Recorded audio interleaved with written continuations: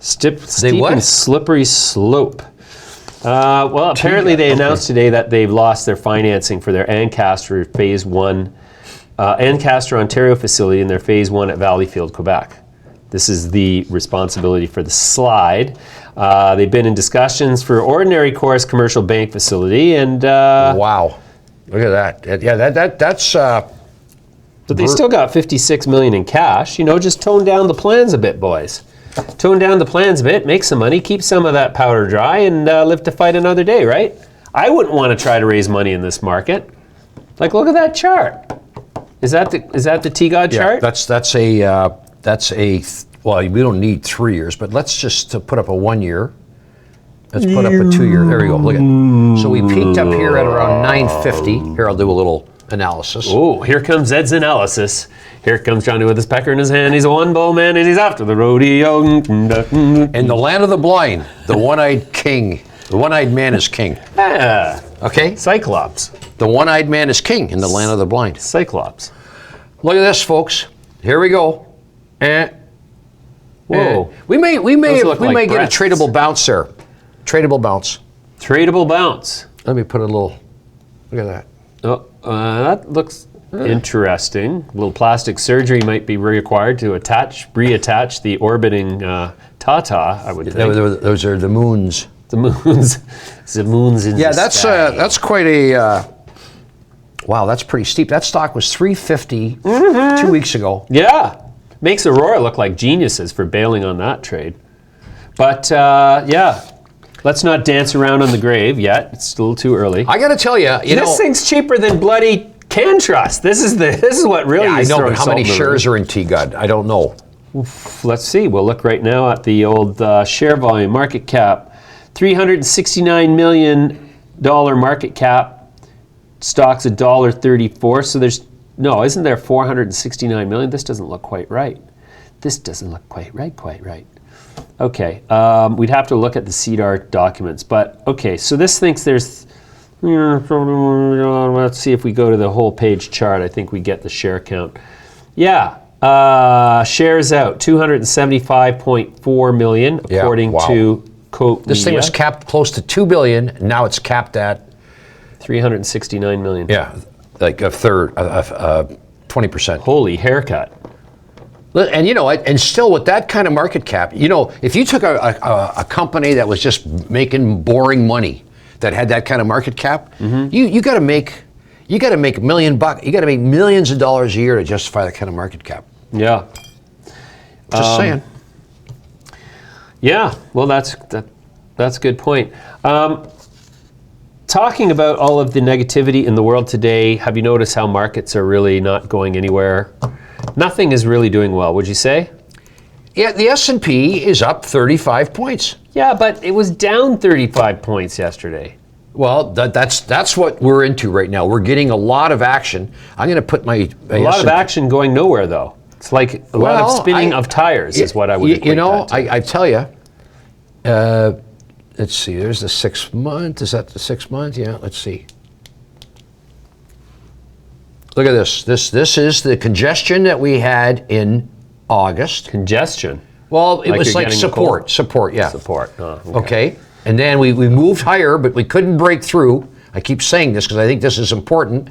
And now we've come down here. We got very weak very quickly. Now we're bounced back up. Yesterday was a terrible looking candle. Today we get a nice looking green candle. So it's 6 of one, half dozen the other. It's indecision. Ooh, that's it one of looks my like favorite indecision. sayings. 6 of one, half a dozen of the other. That's a good one. It's like Okay. it is what it is. It is what it is. You know, that's Jesus, why there's a profound term. it is. It is what it is. That basically means you have nothing to say on the subject. It is what it is. It's like when Well, you can say what you think, but it doesn't mean anything because it is what it is. Oh, that's leaving me speechless, Ed. I'm confounded. Anyway, so here to render his rather well-informed opinion on what is happening technically in the market is our good friend Dan McDermott from the Chart Guys. I'm joined now by Dan McDermott from thechartguys.com. Dan, how are you doing today? Good, glad to be back. How are you, James? Yeah, I'm great as well.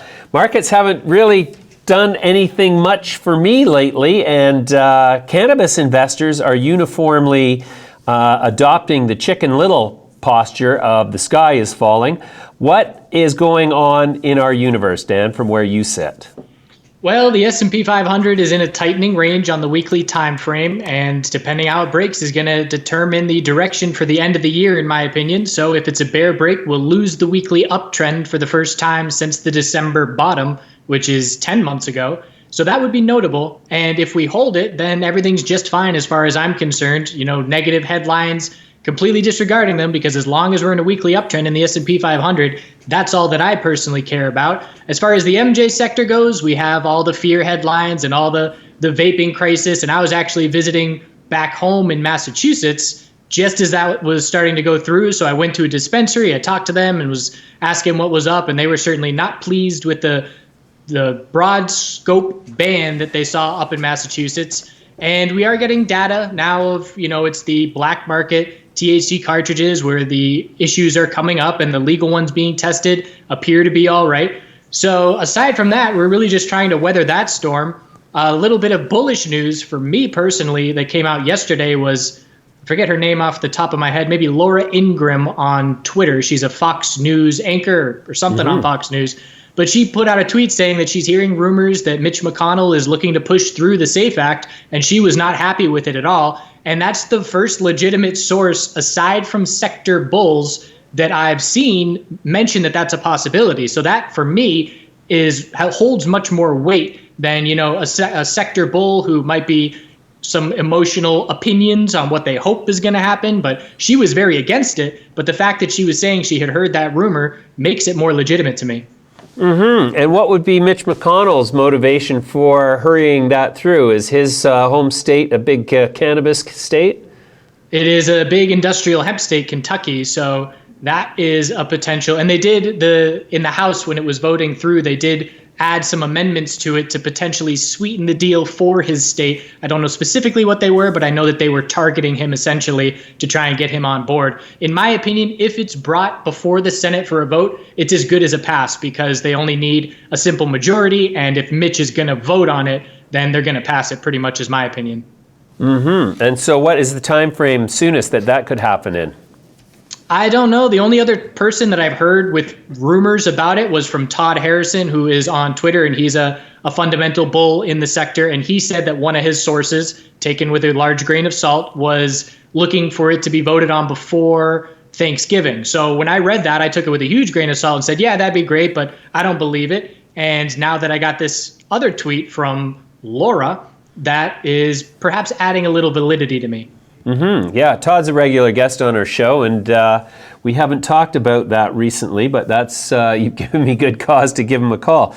Okay, so on the 8th, yesterday, the S&P opened much lower than it closed at on on Monday. And this morning, it was characterized by a open much higher than where it closed at yesterday. But it's like it seems like the market's open and closing is become a lot more volatile. And is that related to any specific fundamental geopolitical element, or is that just a sign of the volatility that is characterizing markets globally with all of the uncertainty going on? Well, it'll certainly be pointed to by everybody as the headlines. In my opinion, it's technically doing what I would expect it to do in the most likely scenario. So every day I look, what's the most likely scenario? And I'm looking for the S&P 500 to give us a little daily higher low compared to the low of last week. And so when we come on in the morning and I see a positive China trade war headline that is leading to a higher open, you know, it might be surprising to a lot of people, but I'm expecting that little daily higher low. It's also important to note that when you're in a tightening range, the shorter term timeframes get more choppy. So if we're in a tightening weekly range, the hourly time frame is going to be really choppy. And that's somewhat what we're seeing going on right now. So to be honest, nothing out of the price action has really surprised me in a big way, but it's just the headlines that are the reason for this price action taking place. Okay, so where have your profitable trades happened in the last little while? Oh, very quick day trade. So yesterday I traded the biotech sector bearish. I was in the trade for maybe 20 minutes at most. I traded SPXL, which is an S&P 500 leveraged bull. I flipped that. I was in it for maybe 10 minutes. So just small little base hit day makers, and certainly holding nothing overnight because of these headlines and these weak closes, higher open, and vice versa. So until we get some clarity on the weekly time frame, I'm not going to be looking to do anything but day trade. And then once that clarity comes, then I'll be considering perhaps some midterm swing trades. Right. Okay, great. Dan, well, so what about the cannabis space? Has there been any opportunities in there for you as a day trader or a swing trader? There's been an oversold bounce, and I love oversold bounces. It's just one of my edges as a trader. I don't suggest newer traders try it because it's playing counter the trend, but we had that oversold bounce from last week, and there were solid gains there. I mean, I don't have the percentages off the top of my head, but I'd say pretty much if you're looking at Canadian and USMJ sector, everybody went about 15 to 30%. So as long as you're in and out quick, we knew we were just going to set a daily lower high on those bounces because we're in a daily downtrend. Right now, there's a base of support being established, and the bulls are doing their darndest to change the daily trend with a little higher low and higher high. And that's what we're watching on CGC and the other major names right now. If that happens, it could provide some short-term relief. As far as bigger picture for the sector as a whole, it, in my opinion, will rely on the SAFE Act obviously affecting the U.S. space more. But if that SAFE Act, if we start getting more and more word that it will be voted on, I think we're going to start to see a lot of relief in the sector as some bulls try and position themselves for that potential passing. Right. All right, Dan, well, let's go to the charts. So not many charts to look at today. We'll start with the S&P 500. This is the weekly tightening range that I was talking about, where we have our resistance, we have our low, we have our double top, and now we're looking at a higher low. So on the big pullback just here at the end of September, I was anticipating that a higher low would form compared to the August lows, because the most likely scenario is to see tightening ranges when we see spikes in volatility, unless things certainly unhinge and we see huge bear volume and huge bear follow through. So in the end, we have currently held that level for now. So this is the tightening weekly range that we're going to be watching into the end of the year. If we get a bear break, we lose the weekly uptrend from the December bounce. And if we get a bull break, we get a new all-time high. So there's obviously a very big difference between those two different scenarios. Also, the daily time frame. So here's what we're talking about, where we saw the dump. We anticipated that the August lows would hold. They initially did. But then on the bounce, we were just looking for a daily lower high to form compared to where we came from. So we started to see a little bit of weakness back on Monday. Overnight, bearish news articles come out. They just followed through with what we anticipated was the most likely scenario of a daily lower high being set. And now we're looking at a higher low to be set. Why are we looking for a higher low rather than just a straight drop? Because of the size of the bounce. So the size of the bounce here on the S&P 500 was significant enough that we created space of about 3.5%, almost 4%.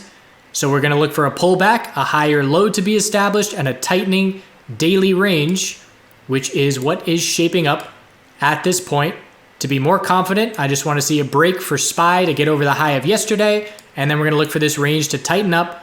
And once we get a break of the tight daily range, that's going to dictate what we watch on the weekly range. If the daily range breaks bearish, odds of losing the weekly uptrend will increase. If it breaks bullish, odds of remaining in this tightening weekly pattern for pretty much through October will increase. So, tightening ranges, waiting for breaks, and being very patient before we look at anything other than day trades. I need to see breaks of these ranges for a bit more clarity on direction.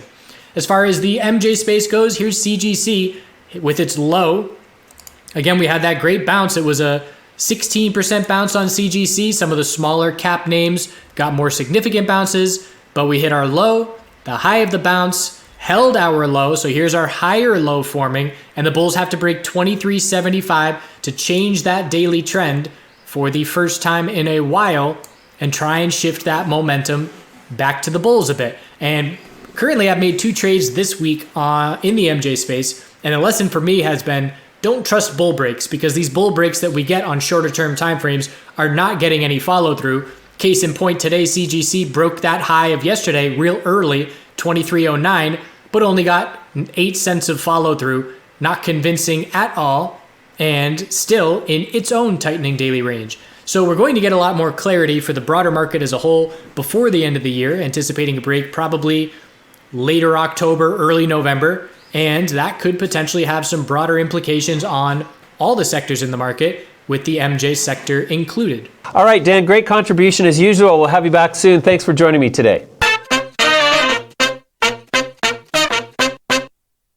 If you're enjoying the show, subscribe to Midas Letter on YouTube so you stay up to date on everything investment.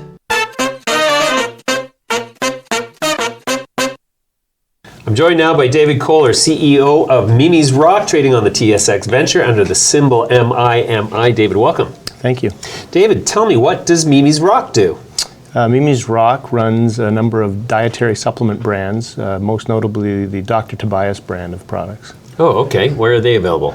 So today they're available on Amazon.com and Walmart.com and through some very small other selected portals, but we're planning a global expansion. In fact, as recently as yesterday, I think it was, we shipped our products to Amazon Canada. So we're globally expanding. We're going into Canada and other markets around the world in the very near future. Wow, that's really impressive. And so tell me about the products. Give me some examples. So we sell 30-odd dietary supplements. Our top seller by value is omega-3 fish oil. We have an enteric-coated fish oil product, which is extremely popular with our clients. I mentioned that it's enteric-coated because it tends to dissolve lower in the digestive tract than typical fish oil products, so there's no fishy afterburp often associated with it. Right, I know it well. We also have a top-selling product on Amazon called Colon Cleanse, which is very popular. That sounds like fun. It's an interesting product for sure, and there are visible results, which is not something you can say about every supplement. I don't even want to think about what that means. Okay, so you sell the stuff on Amazon and Walmart. What are you guys a profitable company already? We are. We went public via RTO in May, but we didn't raise any capital at the time because we are cash flow positive. So we acquired the business, the Dr. Tobias brand, which was founded in Germany, and we bought it, as I said, it was a US-only business, and with intention to scale globally, but it was profitable out of the box. So we've been able to maintain our profitability and with expansive growth plans for the future. Okay, so is this cannabis related? No. It's not. Okay, so this is not a cannabis product. Yet. That's so funny. We almost, every other thing we do here is cannabis. Well, I'd be lying if I didn't take the opportunity then to jump in a bit on that. CBD infused products, CBD products, hemp oil and things of that nature are in our forecast.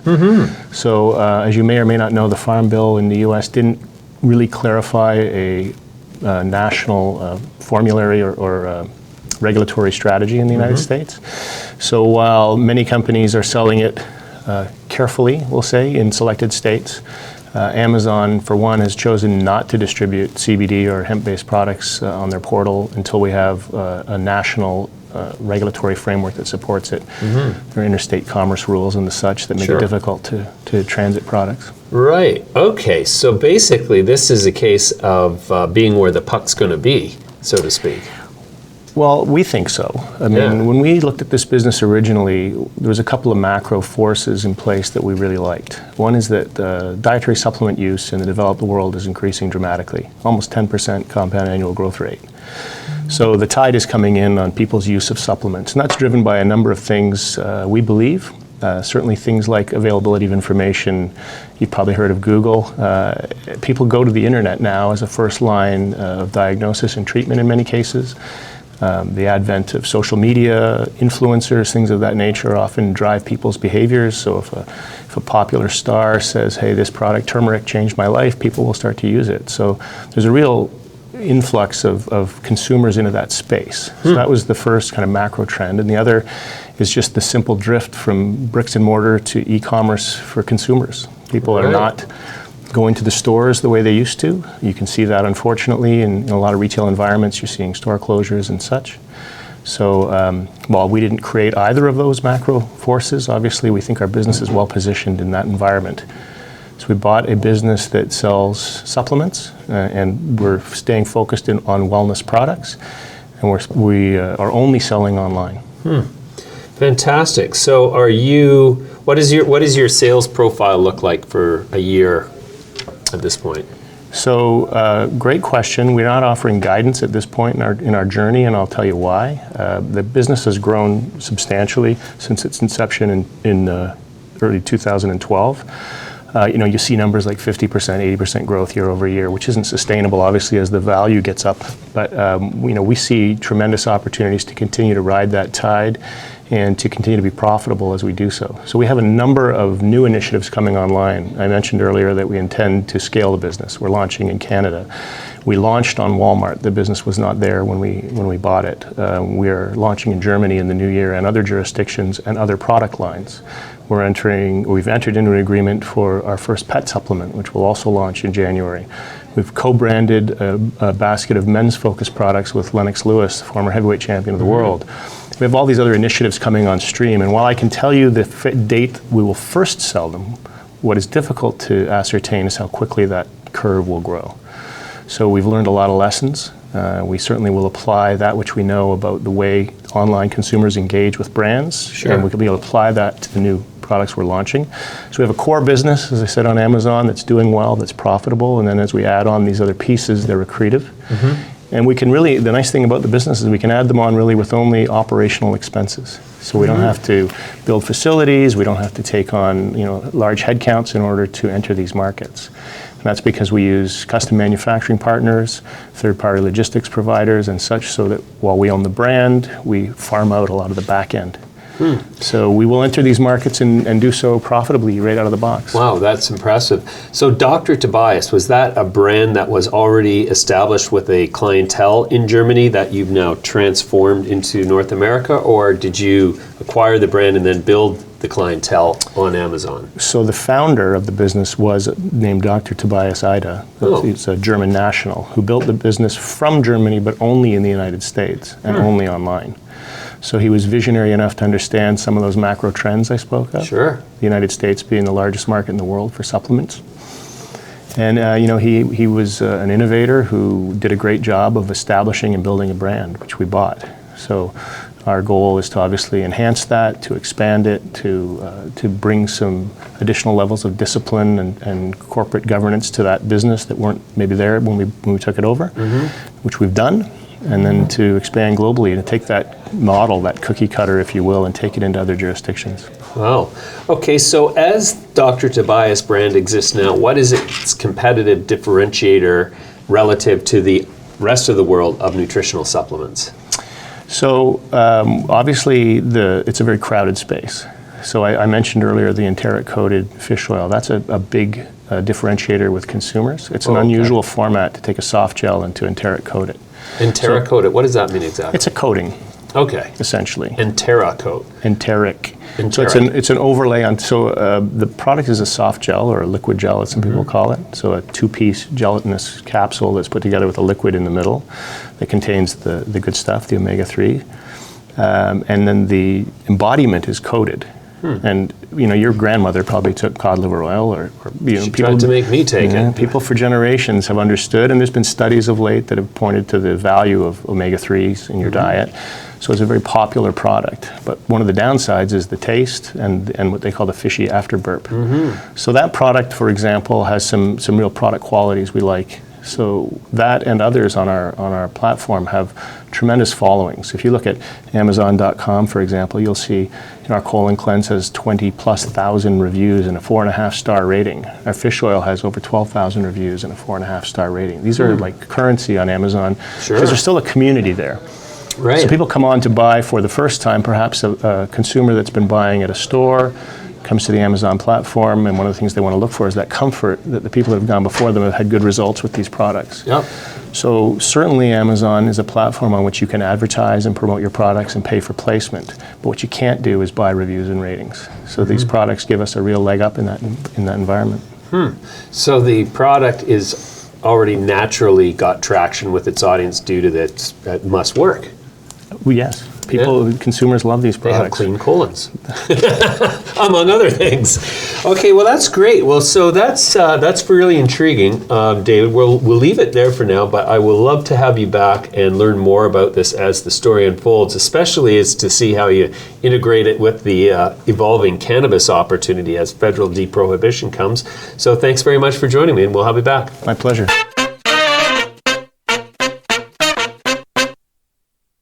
If you like the show, you'll love our website. Visit us at www.midasletter.com for interviews with key CEOs, cannabis news, and to subscribe to our newsletter.